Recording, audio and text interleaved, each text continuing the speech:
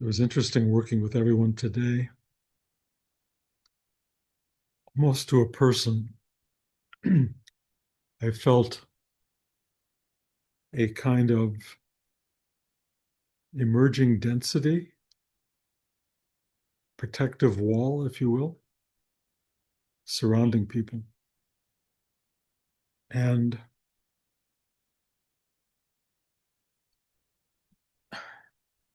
piercing the wall is a particular skill set. Uh, and I don't think anyone was left unpierced, if you will. But you have to be aware of the walls that you are putting up. It's all totally justified. The world is crazier than it's ever been in your lifetime. It's impactful.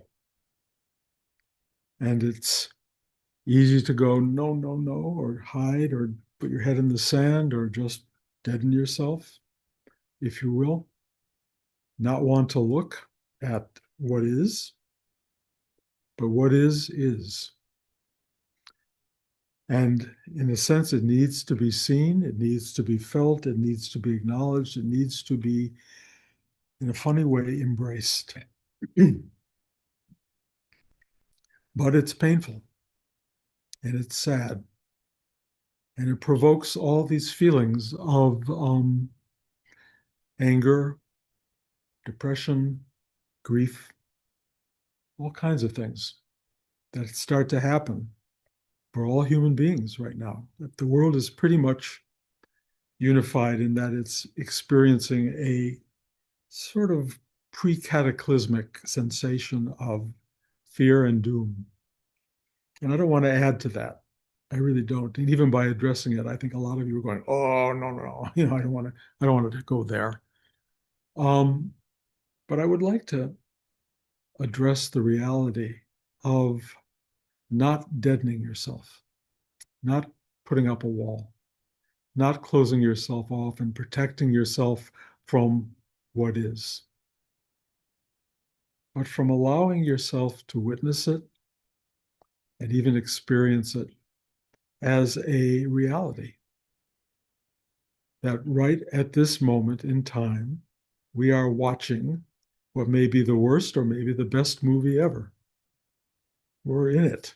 We're not just sitting in the theater at this point.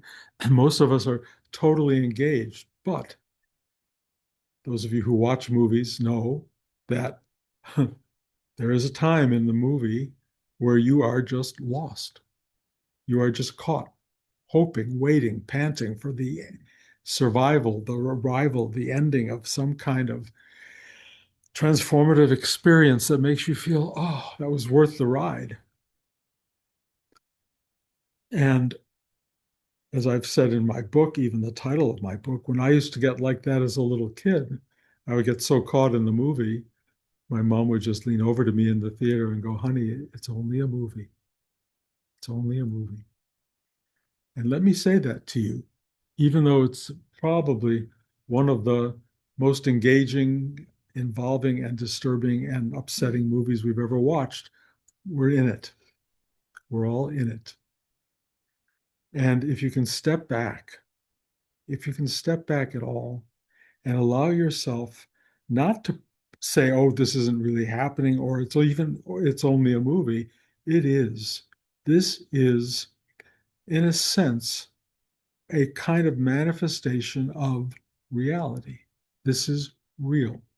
Reality is not something to be pretended out of existence. It's to be witnessed. It's to be touched. It's to be seen. There's a lot of reality that hits us in our lives, some of it lovely, some of it awful. As human beings, our job, in a sense, is not to find a pocket of security where we don't have to touch life, where we can feel secure in the quietude of our deep inner meditative state. It's to have that sanctuary, but also to witness, touch, and be present in the life that is unfolding around you, and to go yes to the sadness and the grief and the disturbance and the anxiety and everything else that's rising up collectively. Because I think every one of you is responding to this as though it's just you. And it's not just you. And if you were sitting here teaching and looking at everybody, you would see how the moment that we are in is impacting us collectively. And it is powerful.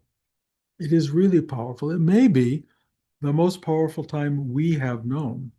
Now, if you bother to watch the news and you look at other places in the world, what we're going through is nothing compared to some of the profound suffering and disturbance and horror, in a way, that many human beings experience in this lifetime. The fact that we're witnessing it with so much social media, if you will, so much availability to see suffering and then go click, nope, nope, nope, don't want to watch that, don't want to watch that.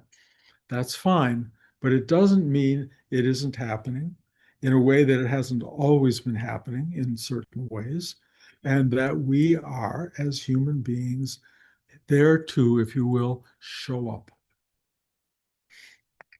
not to run and hide, but to show up. And the opposite of hiding, really, is going deep inside yourself, not as a place to avoid, but as a place to witness the source energy, if you will, of this entire manifestation. This is intense, guys. This is real. This is happening. The word this is real, or the word reality, has been popping into my head every day. Reality, reality. And there is a part of me that is feeling sadness and grief and loss and wishing it were otherwise, and thinking back to the days where everything was absolutely smooth and sweet and relatively beautiful in Western culture or in American life, you know, but it is changing. Welcome to the world. Welcome to the big world. It has always been thus. And now, what do we do about what's happening? Well, I'll tell you the first line of, if you will, knowing and defense and operation and clarity is to go inside and get the picture of the vastness of being, the vastness of being, and the simplicity of being. There is something in us that is not as much a refuge, although you can call it that, as a place of knowing and awareness that looks at the world through a different set of eyes than the ego minded, fear based character that we play in this world. It's just, aha. It knows the history of the human experience. It knows the world as it is. It knows the drama that has always been part of the collective experience. It knows the sense of loss and sadness and tragedy and joy and beauty and glory of human life. And it just sits there in the middle of all of that and goes, ah, it's a good place to go to, but it is not really just a refuge to hide out in. It's a place to reanimate your being and your spirit, to bring it back into the unfolding, extraordinary presentation of life on planet Earth. And I know I go to this probably every week, but the value of your going deep inside, the value of you finding this centrality of endless permanent reality and then shining it back into the world is a form of profound spiritual service to humanity and to yourself. So you're not just there as a, let me hide out and not, don't touch me, I don't want to feel these things. You're there as, this is a very powerful, difficult, and painful universe that we live in, and yet there is kindness and there is joy and beauty and love, and you can choose to bring those forth into the world and to experience them. But there are also places of sadness and grief and depression and all of those things that may hit you, because if you step out of that simple place into the world, those forces are enormous and they are really, really active right now. Don't blame yourself for feeling this wall that's coming up. Don't blame yourself. I didn't in class as I was working with you say, oh no, well, you're not doing well, not good. This isn't how it should be. It's not like that. Of course, it should be like that. Of course, you should feel all of these things. In fact, let yourself feel them. Let yourself know grief. Let yourself know sadness. Let yourself know depression. I know you all do, but don't be afraid of them. They're part of the collective experience. They are part of this amazing wandering through life that we are getting to know as human beings. But we have the gift, those of us who have a spiritual life, we have the gift of being able to get perspective on all of it, to have something lean over to us and say, honey, it's only a movie. It's okay. I mean, it's not only a movie, clearly, real things are happening, and it's dynamic beyond belief. But if you go to the core of your own witnessing being, you see it more clearly as a unfolding, unknowable reality that you are in some way observing, feeling, witnessing for whatever purpose. I talked last week about the idea that you're serving the source by being a witness to it, seeing what it is, knowing itself. That's a really important idea. Know yourself as the person and the self that is the universe as it manifests. It's all one thing, and you are part of that one thing. You may even be the very source of that one thing. But the important part right now is to be that which can help and assist people who are really locked up, who are really frightened, who are really suffering, who are really struggling.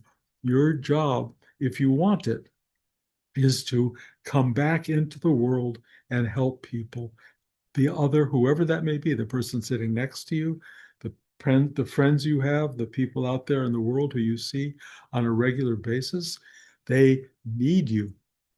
And if ever there was a time of need, of course, we're in that as we speak. So if you can, and if you are willing, take this moment and be completely present with it, which means, yes, it's sad. Yes, it's grieving. Yes, it's hard. But the leaves are falling, and if you watch them fall, I was watching them fall this morning. They had this movement that they have only at the very end. They fluttered down to the ground. They were like birds flying, and then we had birds as well. And the movement outside was so beautiful, and I was so grateful just to see it. And it was like the universe saying these little grace notes of beauty and simplicity, a leaf having its release from its locking into a tree, into finding its resting place on the ground, went through this bird-like dance of movement all the way down until it found where it was going to be. If you can look around you day by day, moment by moment, the sun shines, the sun comes out as it is right now, it goes behind the clouds, it gets dark. It's getting dark earlier. A lot of us are responding to the early darkness and not liking it. But why judge? Why judge? It's about openings and accepting, and Rudy's very key word, surrender. Surrender to what is, surrender to the moment. And then the key of Rudy's practice, which I find really important at this moment, is asking for help to surrender. Asking for help. That's the first thing that you're taught in this class. You go inside and you ask for help to surrender to what is. It's not giving in and capitulating, it's allowing it to be. Allow this universe to be as it is and find, if you will, a core still pointedness that precedes your grief and your sadness and your depression and your joy and uh, your gratitude for being alive. There's something quieter than that inside. There's something that's absolutely yes to the phenomenon of this extraordinary thing we have called life. So we are being tested, if you will, and a lot of you are putting up walls And I would say, take them down, dismantle, ask for help to surrender. You don't need to defend yourself against the world. It is teaching us, it is allowing us to witness what is the truth of existence. And this deep inner place of knowing is your gift. And the deeper you go, the more energy you have to allow it to be what it is, and then to be one with it, which means to serve its purpose, which is to give light and love and joy as much as you can, and embrace an understanding and clarity to the other in your life. Or maybe just even to yourself. Just stop for a moment and say, it's okay, honey. It's okay. You're going to be all right. You're going to work hard to be okay. And then you can help others do the same. That's kind of where we're at. And it's only, I will tell you, I mean, you probably know this, and this is where your wall will come up. It's going to get harder. We're not at the end of this at all. Life is getting really, really challenging and really demanding and really hard. So if ever there was a time to develop the muscle of asking for help, to surrender, and then finding a way in that surrender to be a person of service to the larger universe that doesn't know how to do this, that would be a great gift to everybody and to yourself. So that's the journey we're on, guys. And we'll talk about it week by week if we're still here. We'll find our way. If you decide to check out or I decide to check out, the great thing is this thing that's inside you never checks out. It's 100% there all the time. Be available to that. And if you decide you want to hear it from direct source and not through this person interpreting it for you, fine. Oh, fine. I just want every one of you to find the doorway and to find the source of help and surrender that you need, and to go there regularly and to find a passageway through the complications of reality and everyday life. So I could elaborate on this forever, and I have a tendency to do that. So I'm going to stop like that and just tell you that I love you guys very, very much, and that we'll try to keep this going. Amy, where do thoughts come from? Where do they come from?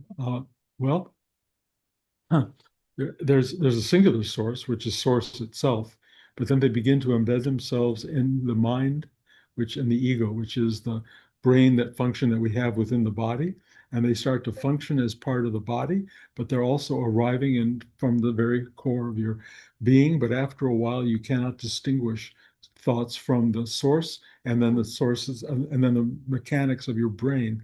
And so they're really interesting. I watch it in the morning when it says don't forget to put your toothbrush away, or don't forget to put the top on the toothpaste. I know that sounds ridiculous, but I actually am being informed by something that feels both unique to Bruce and universal in a way. It's keeping me aligned with the day-to-day activity that I am supposed to follow. In the old days, there was no sense of anything telling me to do it. I just did it.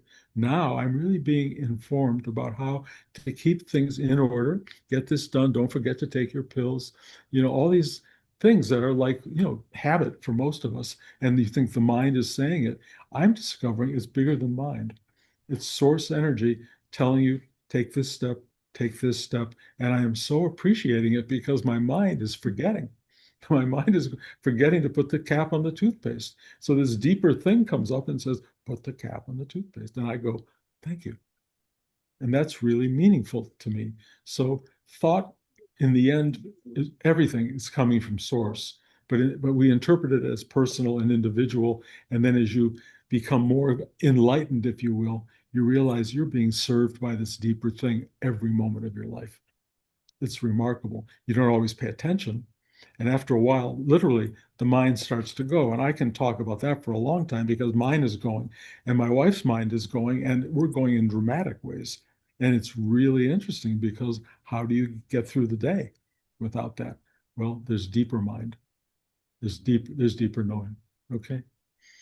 Again, you're always welcome, and hopefully I'll see you again soon.